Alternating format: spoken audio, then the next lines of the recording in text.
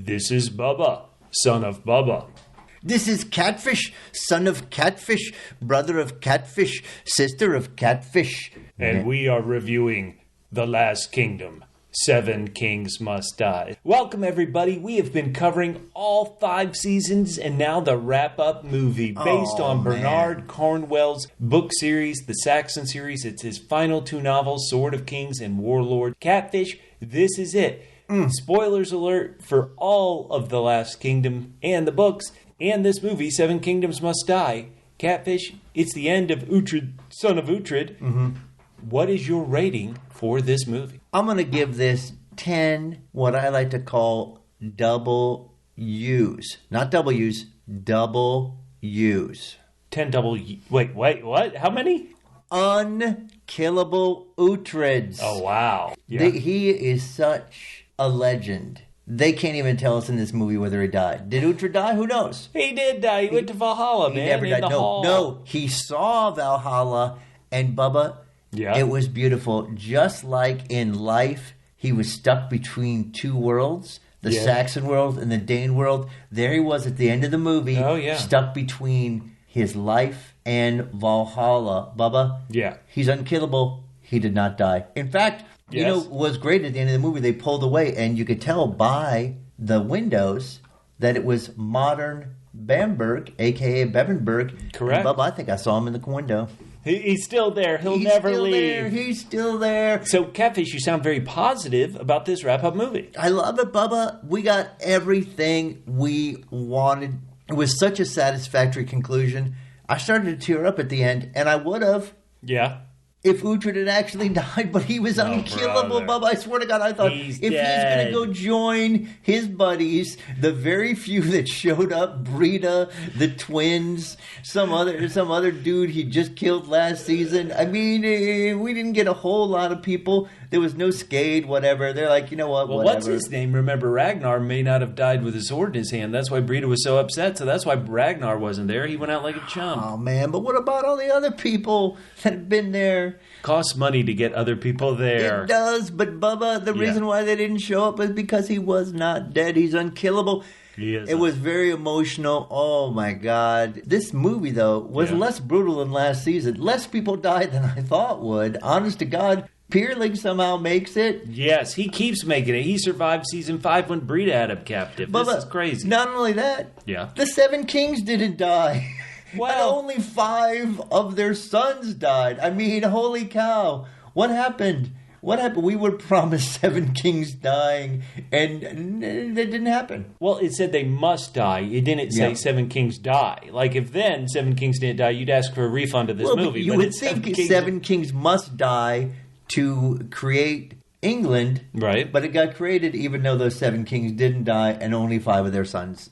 I think it was brutal to say 5 sons died when we know the most important one was a daughter. Ouch. She gone. Well, Catfish. What about you, Bubba? What do you think about this? Thank you. God, I was kind of trying to give you as many hints to be like, yeah, you've kind of rambled on. Well, you're right next to me. Just give me a look. First of all, I want to set up my review by talking about...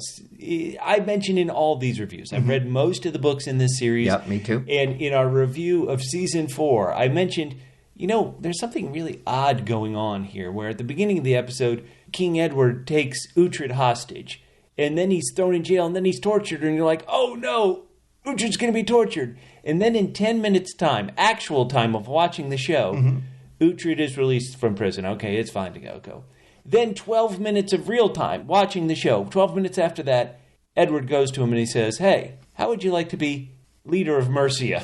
And so in 22 minutes, you had this ridiculous kind of whiplash effect of plot. You're like, what in the hell is going on? Surely this one felt much slower to you than the seasons.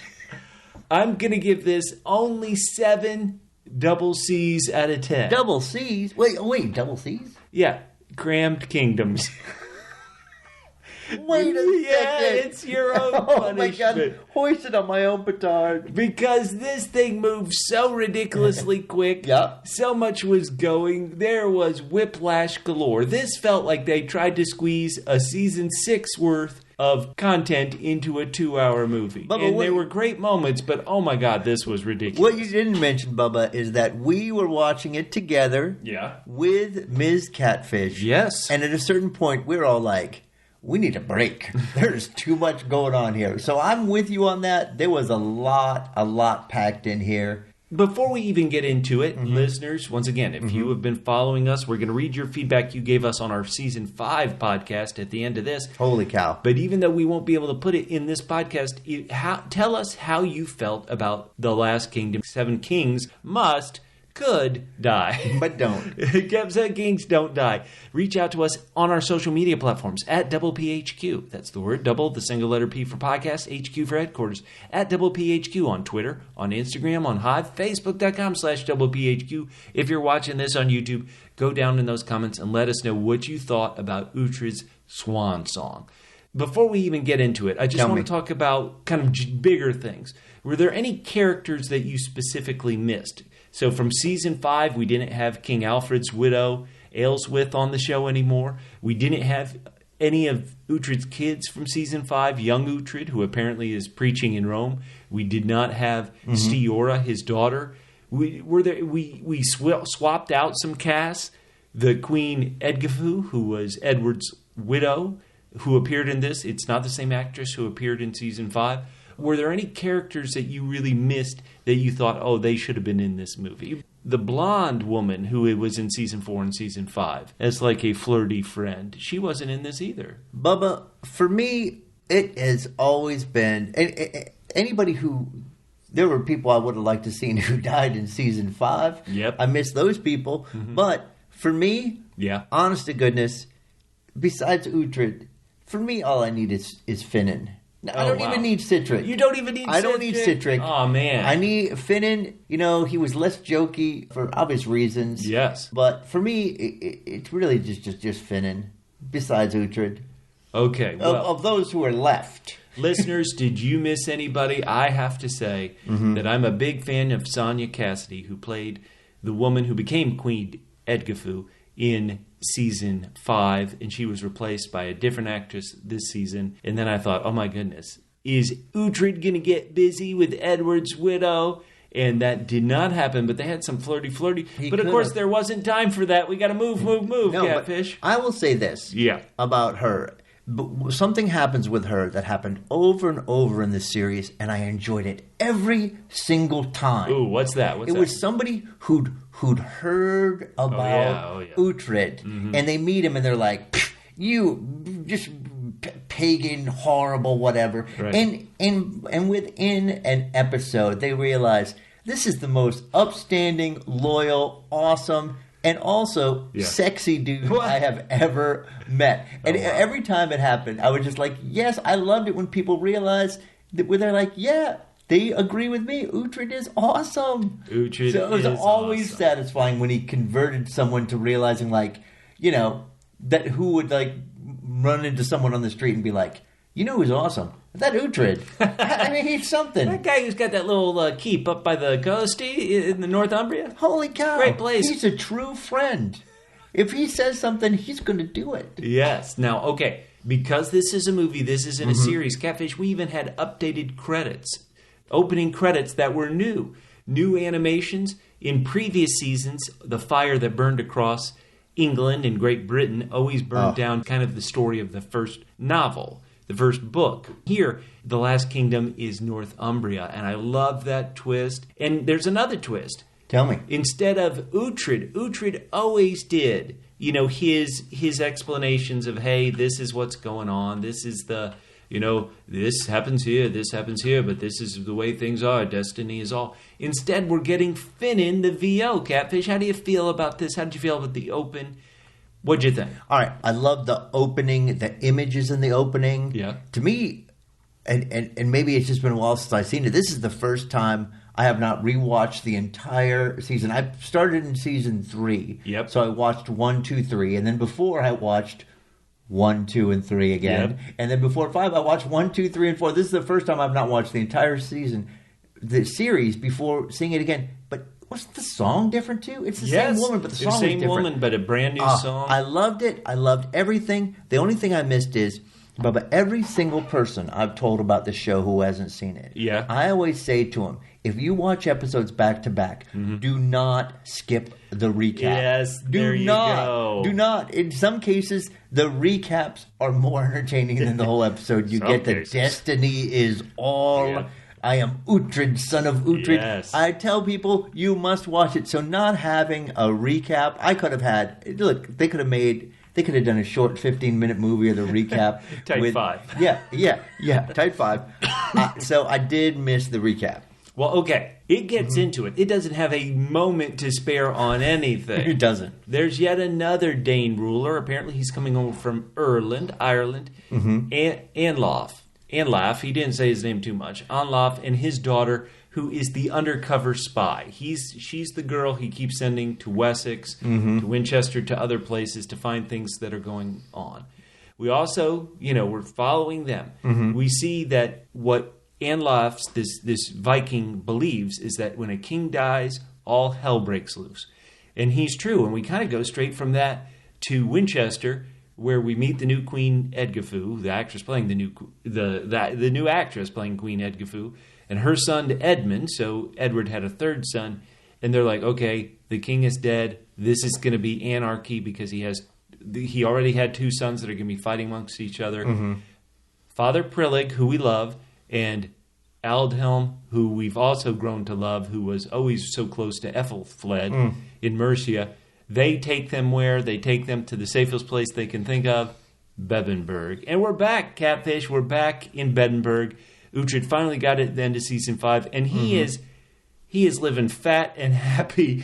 He and the boys are just sitting around drinking all day long. I love it. They love it. They love it. Although, when given the opportunity to pick up his sword, he's happy to do so. Oh yeah, well, all things have to happen, and so our boys, our heroes, who we've been following for so long, they find out Edward is dead. That means there's going to be a battle between Edward's 2 oldest sons, Aethelstan, who had always been a hero, who was raised by Uhtred, Catfish, who was like the good guy in season 5, and then Aelfweard, who was raised by his evil father, who was from quote unquote the legitimate marriage. It would be a battle between these 2. And so immediately, Uhtred's like, okay, I swore myself to Aethelstan. He's the guy, but maybe I can go make sure there's not a battle. Right. They find out that Aethelweard is trying to draw his brother to a trap, but Aethelstan is too smart, and Uhtred's too smart. Aethelstan springs the trap and doesn't get caught in the trap. And Uhtred breaks into the city with his boys, and he says Aelfweard, you got to stand down. You got to stand down. Hold on a second, Bubba, because something happens in this show that I have been waiting for. I finally feel seen, Bubba. Oh, what do you mean? But there's a bunch of people in the town who are just hired bandits. Oh yeah, yeah. They're not loyal to anybody. So one of them says, "Who do you fight for?" And the other guy says, "Ale something." I finally feel seen, Bubba. That's it. That's what I wanted to say. Who is this? Just ale something. Finally, the truth is out. Finally, someone feels the way I feel. Now, but Catfish, let's get to it. So we can kind of tell Aethelstan is getting religion. That's something that really drove... Yeah, that's not the only thing he's getting. Well, hold on. He's getting religion that kind of always, for Uhtred, ruined his grandfather, Alfred. It did kind of mess up his father, Edward, too. And so when you see Aethelstan getting religion, Father Pyrlig's telling him, hey, your father died.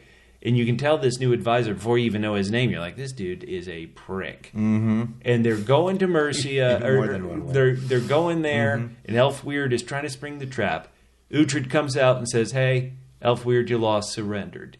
Did you know that we would see the biggest heel turn ever from Aethelstan, who was our boy in season 5? No, that is just stunning. As many times as I have seen shows like this where someone surrenders in front of somebody and I'm like, just kill them, they're right there. Oh, yeah. Oh, boy, he did it. Oh, and I was stunned. I was stunned too. Now and I was stunned even though I had read that in history he had killed his brother so he could rule. Well, what's amazing is what happens here is, people should believe Uhtred, right? Because he says, I swore an oath of loyalty and it will stand. He says it at some point.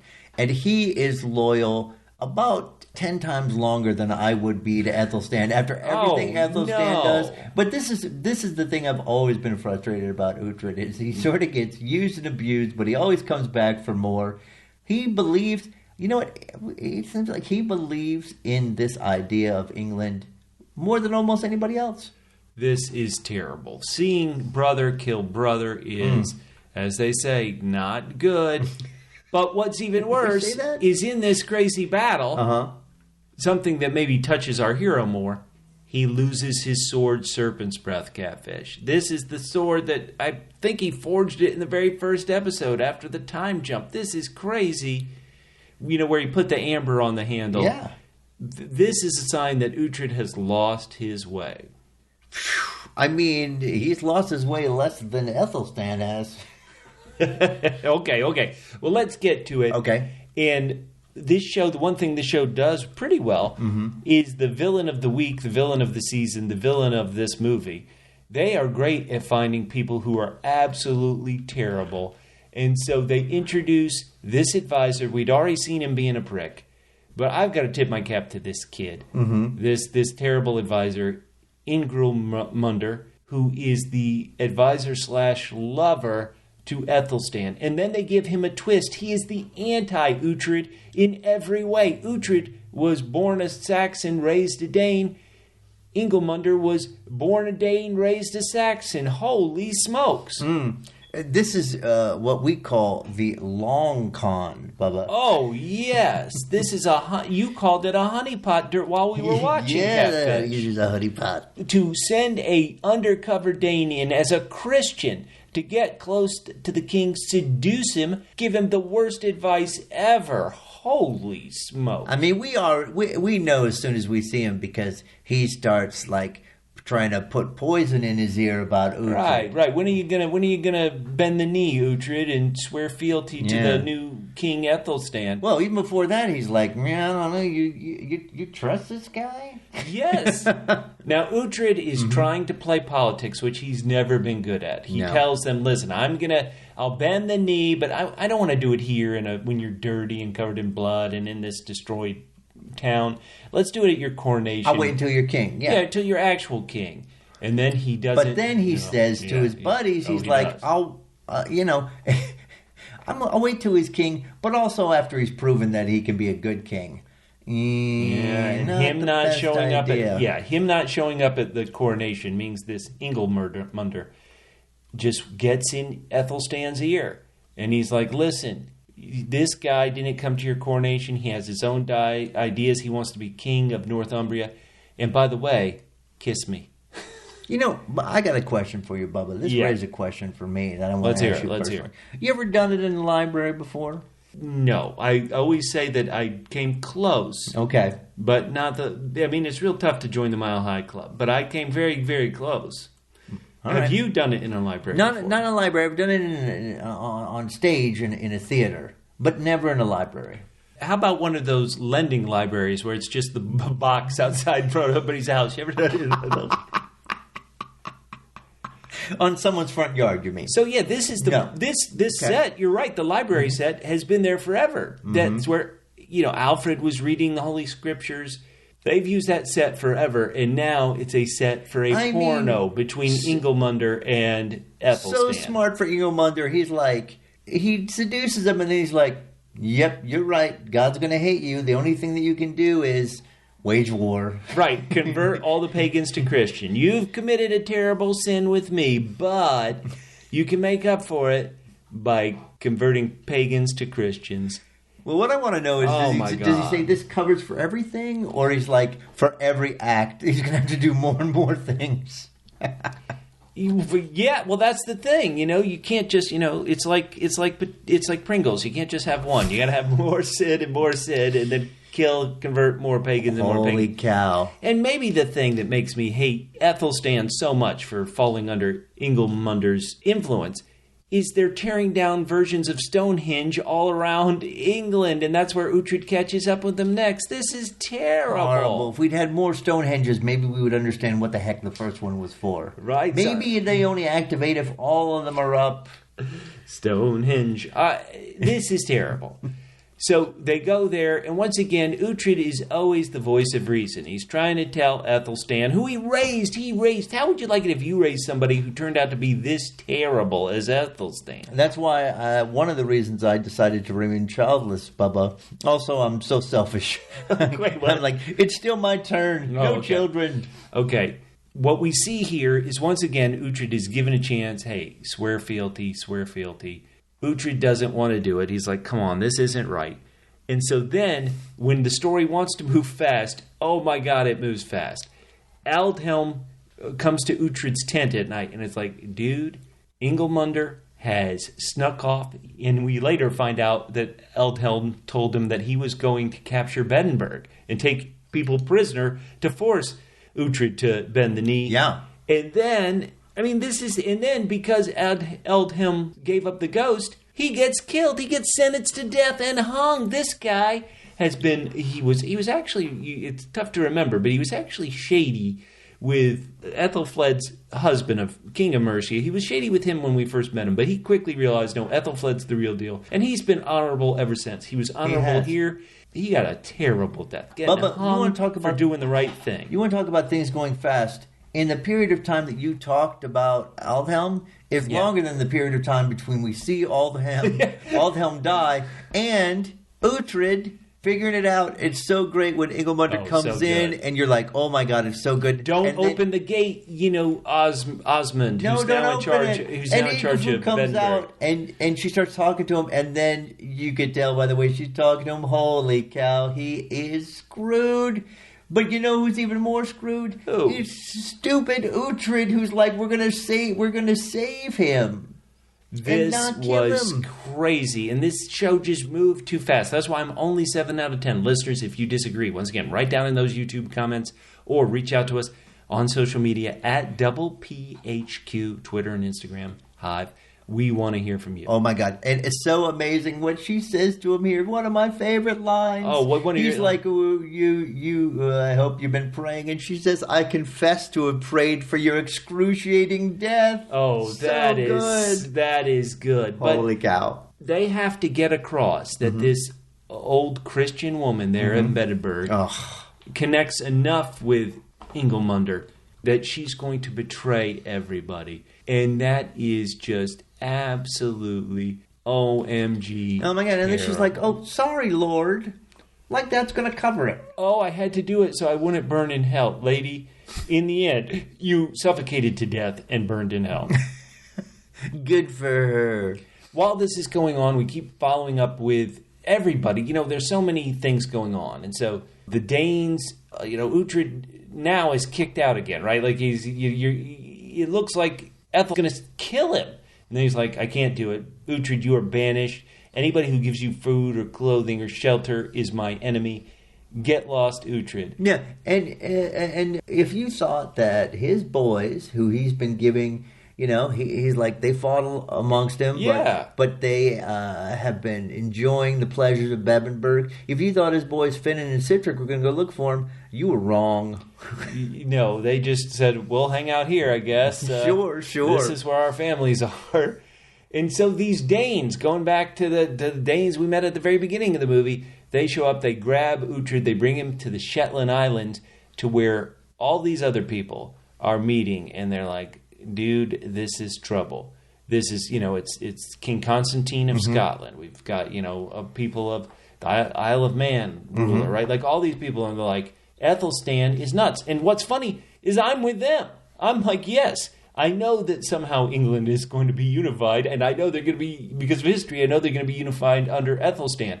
But in this meeting at the Island of Man, I'm like, yeah, Uhtred, kill Aethelstan. To hell with this. This is the worst. But this is amazing. This is where we find out, and it's kind of funny because we see Ingilmundr, but we don't think that Uhtred sees him. We don't see Uhtred see him, but Uhtred is like, they tell Uhtred, hey, go back, pretend to bend the knee, and then kill him. So they set up something really nice where he goes in, he says, I'll bend the knee, and then our boy says, okay, send everybody out of the room. Oh, and bad And you're move. like, oh my God. And so Uhtred kneels down. I think I know he's not going to kill him because he's loyal. Right. But then he tries to tell him what's going on. And of course, Aethelstan, in the throes of love. Yes, you cannot insult my girl. He's been hit by the arrows of Cupid and also something else pointing by Ingilmundr. Oh my God. He's been speared by love. Right. This is terrible. Uhtred raised you, kid. You were like a little kid. For 10 years you were raised, at least by Uhtred. He's not going to lie to you, dude. Yeah, but you know what? But this is one thing I learned. Let's hear it. You've learned something. Let's hear it. I have learned something in my life, not in the podcast. Okay. Is that when your friend falls in love with somebody... No, don't say anything bad about her. You can't say anything. Or him, sorry. You can't say anything about this person. Right. Because even if they're in the throes of breakup, they could get back together, and then you're in trouble. You cannot convince someone that their partner is bad for them. You just got to move along. Well, the one thing that the only redeeming quality, not that is really redeeming of Aethelstan, he's always just a banisher. He's not going to kill Uhtred, the person who raised him. It's like, you're banished. As soon as Uhtred is banished there in Winchester, he goes outside. Who does he run into? Sihtric and Finan. And they're like, what are these guys doing here? How did they find him? Yeah, it turns out they were told to go there, and they weren't searching for them. They never searched for them. Right, they were just told, hey, Uhtred is here, go see him. But, Bubba, you were a little confused by this point.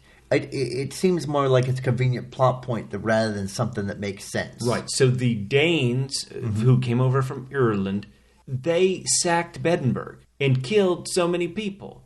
And you're like, why?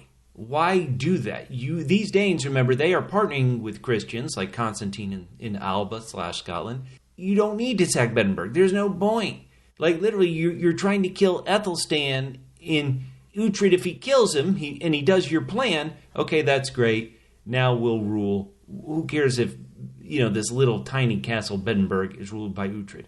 Or if Uhtred does what he always does and goes back to the Saxons, so what? Once again, his castle means nothing. No strategic advantage. Why do it? Okay, so my question was not the more important question that you raised, but my question is, if they want to sack Bebbanburg, do they think that Sihtric and Finan are going to turn the tide? Why send them away? Guys, those two guys. You guys go. We'll be like, we'll be able to attack Bebbanburg, but we'll only be successful if Sihtric and Finan aren't there.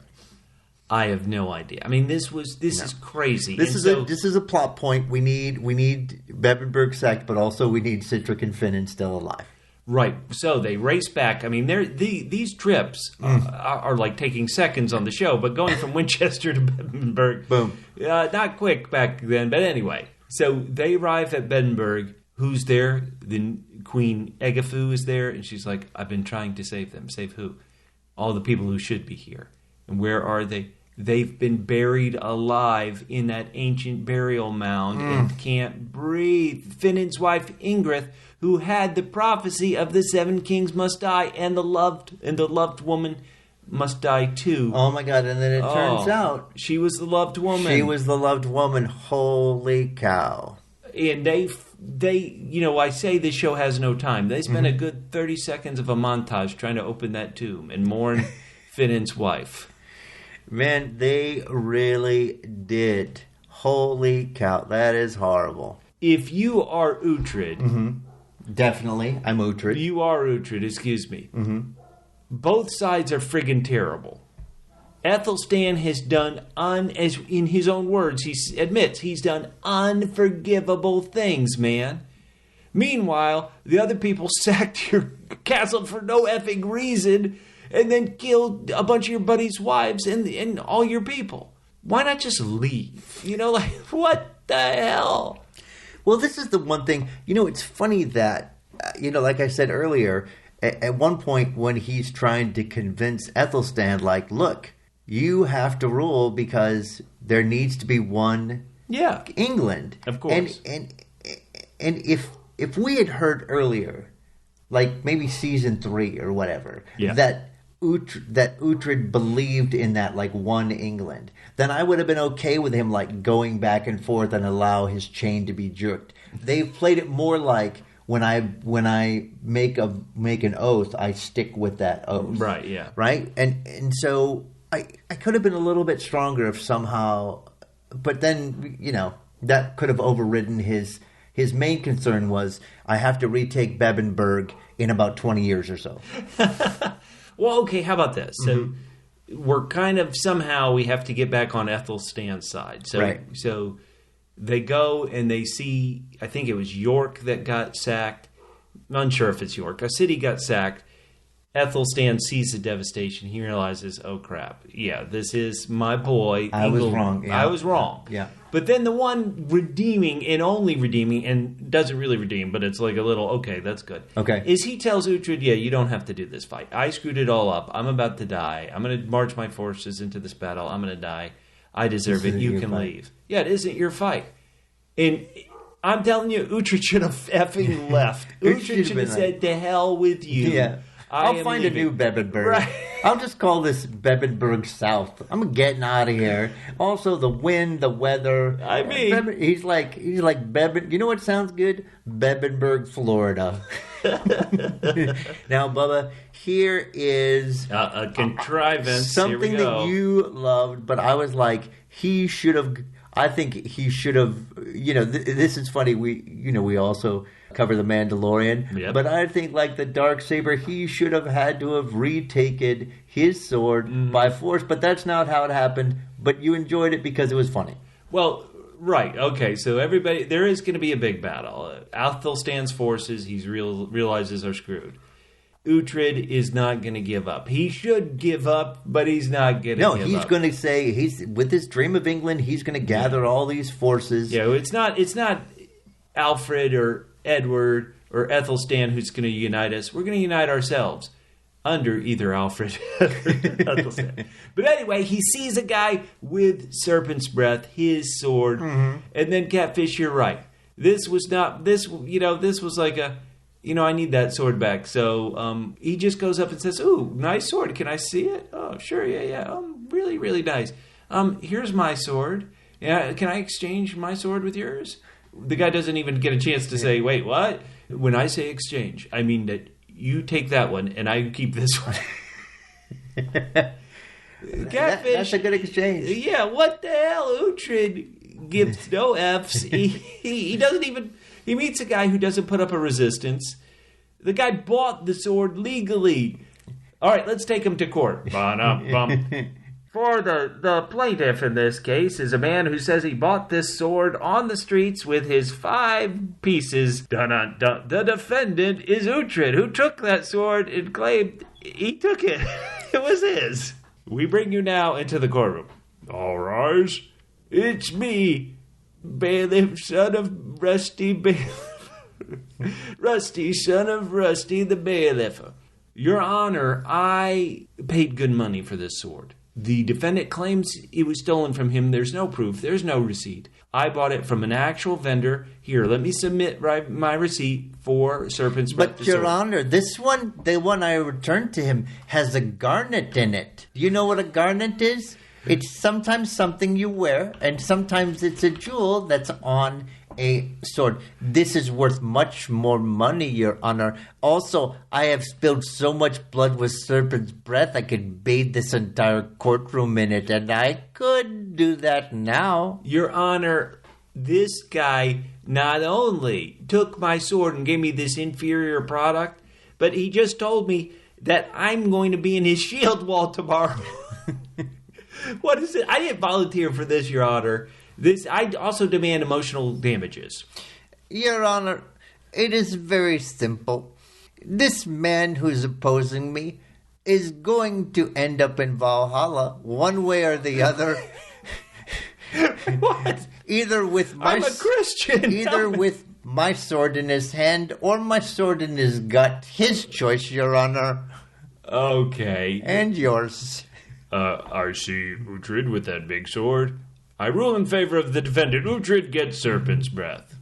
Suck it, bro. Okay, so We all know where the battle's going to be. Uhtred gathers up his group of people, and they go, and they're going to fight, even though King Aethelstan specifically told him not to. And they arrive before Aethelstan and seemingly get the war started before Aethelstan's like, oh, you guys already going? I guess I should shield wall too? What should I do? And it seems like their big plan, he's like, oh, distribute all the stuff in these bags. Yeah. And you're like, oh, Uhtred has an amazing plan. He always has amazing plans, But I'm trying to think, Bubba, is he going to be the creator of the first grenade? Because they're going to need something really special. It turns out it's just caltrops that take down, like, the first two groups of people. It's the thing, remember how Finan had a problem with his saddle and that little piece broke off? He's like, I remember this caused Finan a slight discomfort. Let's cause the enemy slight discomfort, and therefore we will win the day. Yow. It's retreat, hand out these bags. And we get here, we're being silly a bit. This is what the show is about. This show is let's have an epic shield wall, Viking battle, and let's also have Uhtred's son, Osmond, somehow have an army somewhere hidden, cavalry that can come in and save everybody at the last minute. This is a big battle. This is what the show's really about. What did you think about this giant battle to finally unify England, Catfish? I was so excited for it, Bubba. I loved it. I've got to say, if I went back and watched the other seasons, I think there might be one or two battles that were actually better than this one. I don't think this was the best one in the series. It definitely had some effects to make it look like it had the most numbers of fighters, but those were like effects. I think some of those other battles were better. I agree. As far as like just the hand-to-hand, and I can't remember what he calls it or if he calls it anything, but for me, what I always loved is when Uhtred gets close in those shield walls and he pulls out his little like circular knife and just right up the gut of people. That was always my like, oh man. Okay, now because this is the end, this is it. Who, if anybody, did you think was going to die? They gave us a fake out of Father Pyrlig. We had Sihtric. How did he get out of there? I mean, come on. Sihtric had First of all, they backed up enough. You would think at one point Father Pyrlig would have been like just exposed. Well, he crawled all the way back to Winchester. But no, we had Sihtric in a real tight fight. We had Aethelstan himself was in deep trouble from his frenemy. Can you explain this though? What? They're in the middle of a fight. They're in the middle of a fight, and they're like, you know what? What? Forget the swords. Let's just do a punch out.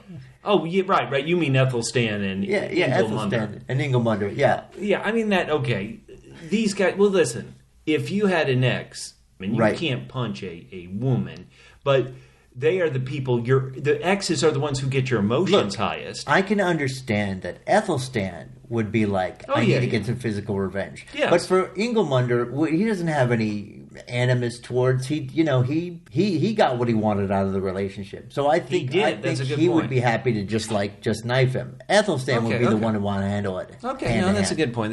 But did you think any of these? Who did you think, if anybody, would die in this fight? I knew this was the last fight. I thought we would lose Finan, my boy. Yeah, I love Finan. Thank God. I thought Pyrlig would. Well, I didn't think Pyrlig was going to come back. I mean, why did he come back? He got a spear right in the chest. Ouch. Well, not only that, but when we see them looking across at each other, I thought Pyrlig was holding his neck like he got slit in the neck. Yes. So I don't know, Bubba, but I will say this. Uhtred looked like he was trying to fight and save Aethelstan, and that's when he got really shanked and holy gone. Cow, he got. It's a good thing he didn't have a lot of to drink, or he would have been sprouting ale all over the place. But he did get serpent's breath in his hand, so I thought, oh my goodness, is he going to die? Is he going to live? Is he going to die? Is he going to live? Aethelstan and England prevail. All the other forces leave. Man, I love that the Viking who really seems to have been the original starter of all the trouble. He's like, I could use a boat ride home. Anybody? You don't want to stand a fight? Fight? Nobody? Okay, we're not up for fighting. Peace. Okay, later. And so we end with a drawn-out scene. They bring Uhtred back to Bebbanburg, where he should be. You bring him back to his castle. He should be there. He gets out. He bends the knee, even though he wasn't technically king of Northumbria. He swears... He was considered, right? Right, he swears fealty. He was the power. But he said, as long as you don't marry... Right, yeah. To have any heirs, so that your brother can take over, and there'll be a peaceful transition. Oh, boy.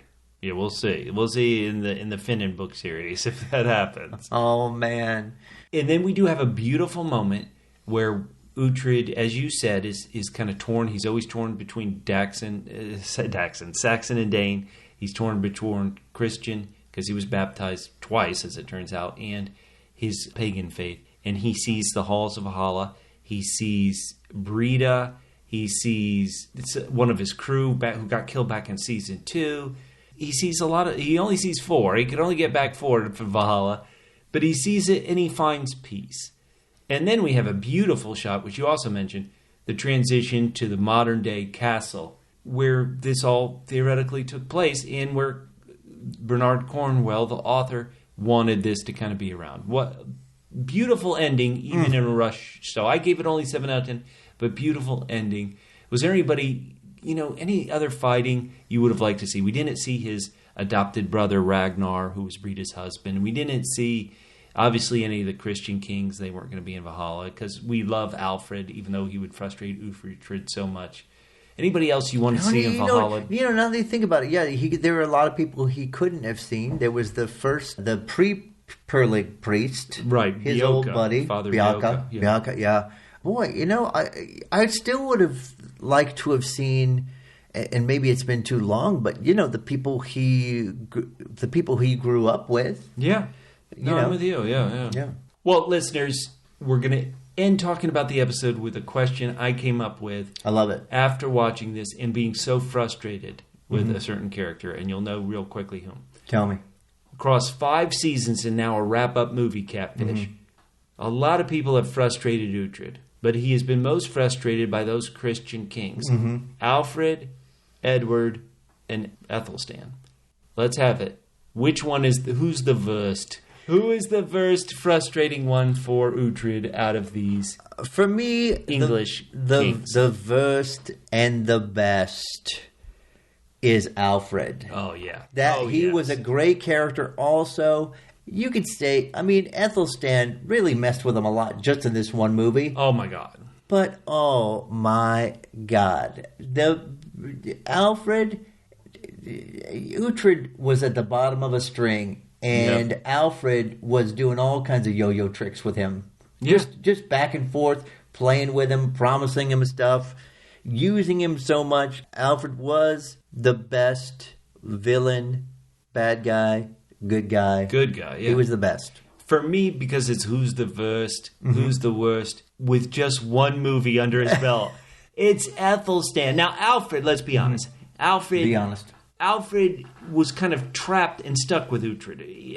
Uhtred wasn't Alfred's choice. He was stuck with him, and they had that uneasy alliance, which we loved through the first 3 seasons. Edward did have a big debt to Uhtred, but Edward also kind of seemingly grew up to become his own man. He certainly was not raised by Uhtred in any way. Aethelstan was raised by Uhtred. Now, he didn't have a choice. He was told, go be with Uhtred. But he was raised by Uhtred. At the beginning of season 5, he's celebrating Blood Month, for God's sakes, with Uhtred.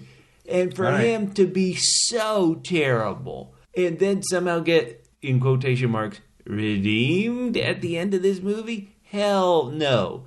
Aethelstan did unite England in history, but he pissed off one viewer and Bubba. All right. Well, Bubba, I can see your point. You're still wrong, but I definitely can see your point. Listeners, this is one we want you to get on. Who is the worst? Who's the worst king of them all? Please let us know by @PHQ down in the YouTube comments, Facebook.com/PHQ. Let us know. If there's somebody else who's frustrated you, let us know. Was it Aelfweard?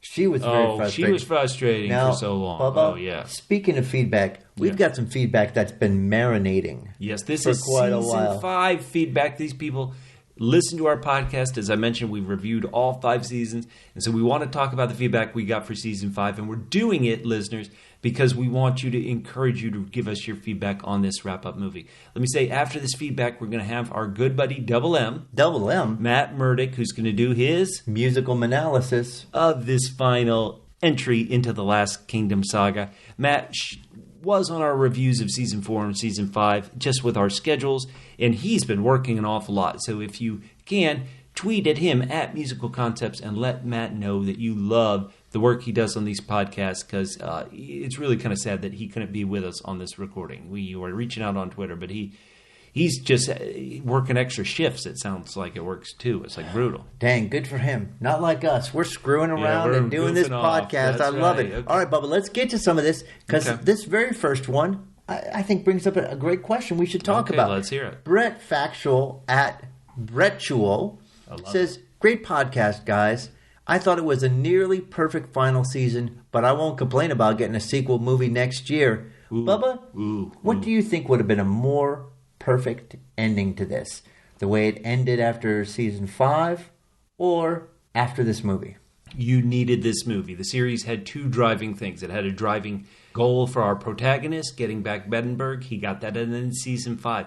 But there was also a driving goal of like the show, of unifying England. And so as great as Season 5 was, and I agree with Brett Factual on this tweet, Season 5 was nearly perfect. But specifically, even though I find this movie a little flawed, certainly very much rushed, we did need to see unified England. And I almost think that beautiful last shot of Valhalla, as well as the modern-day Brom Castle, I think I can't, even though I'm complaining about it, I think the sequel movie was needed. What says you? Interesting. I was more emotionally touched by the end of last season than I was by the end of this movie. I think it was emotionally satisfying. I know, I see where you're going with the England thing, but to me, you see, as I said, he never adopted that as his thing. He didn't, no, but he often fought for that cause. He fought for that cause, but that was only because he'd made oaths and he always stuck to his oath. So for me, the overriding thing was always Bebbanburg. And when he got that at the end of last season, I was like, beautiful, emotional, touched. I'm always thrilled to get more Uhtred content. Yeah. But I will say, I think emotionally, the last episode of the last season landed more to me than the end of this. Listen, I completely understand. Listeners, what do you think? Do you think it ended perfect on Season 5 and this new movie kind of made it a bit awkward? Or do you think the new movie got us to the exact perfect place? Got a wonderful bit of feedback from a true Double L. Double L? Loyal listener, Dooley's Left Legs on Twitter, at Dooley's Left Legs. DLL, Dooley's Left Legs. Love it. Dooley wrote, I just finished all 5 seasons back to back to back. Heck yes. And I'm binging your podcast. I know that you guys, and I think in some ways he's talking about me, that we are book readers, and he says, but as a watcher only, I agree with you about the pacing of the first 2 seasons of The Last Kingdom. Destiny is all. He said, Season 5 tore his heart out. See, this is he's with me. Dooley says, I actually cried at something on TV, which is the first time I've done that in ages. It's a great story. It got me reading articles and watching videos on that period of history, which I had very little idea of. I thought the gods were really messing with him when Bebbanburg set on fire. Was that not crazy? Horrible. But Odin came through with the rain. Yes. Every episode, I was like, say it once more. I dare you. I double dare you, mofo. The parts that Double M Matt Murdock mentions in yourself about the flashback scene when Lady Aelfweard is in his arms in the snow, where Aethelflaed were in his arms in the snow, were very touching. But plenty more Arseling moments too. It's 9 a.m. when he's writing this, and he's listening to all the Last Kingdom pods. Thank you so much. We made him giggle enough to where he spat out most of his coffee. That's good. I love it. He says also, when we had that intro where we all did our version of Uhtred's speak, he said we should get an Oscar for that. Thank you so much, Dooley. We hope you enjoy this final movie as well. I love it. And on YouTube, we got from Hello Asia 1, Best Death. Dude got shot with an arrow, then fell on a spike in episode 10. Yes, we always talked in Season 5 about who suffered the best death. Do you want to say who suffered the best death? Like, did Ingilmundr, was his death brutal enough, or was there a better death in this episode, in your opinion? That was very good and very satisfying.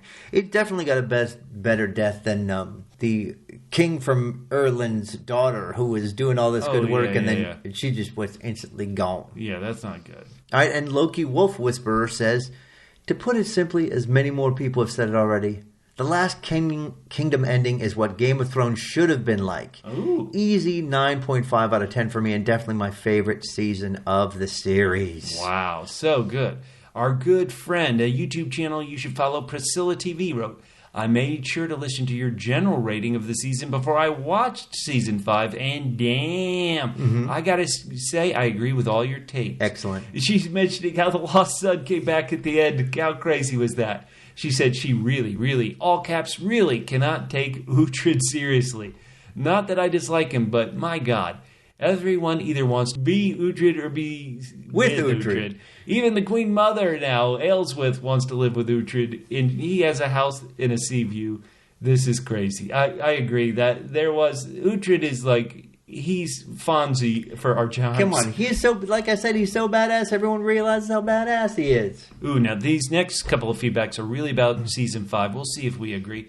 Gondar wrote, Brita truly overstayed her welcome. It should have been done in like 3 episodes, but Brita lasted like 8 episodes in Season 5. But he thought the season got better after she finally kicked it. I was kind of sad and waiting for it since in the books, their mutual hate, meaning Uhtred's and Brita's, is so good. In the books, she is an old mad seer, not an epic wannabe warrior.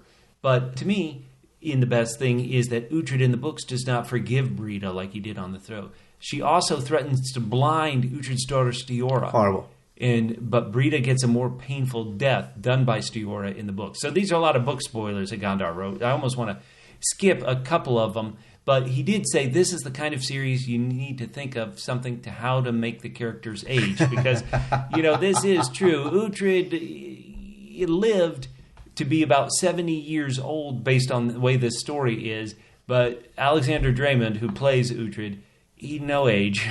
No, listen. Ms. Catfish loved this. She was all in on the show. 15 minutes into the first episode, when to show Uhtred aging, they had him jump into a water, right? And then they had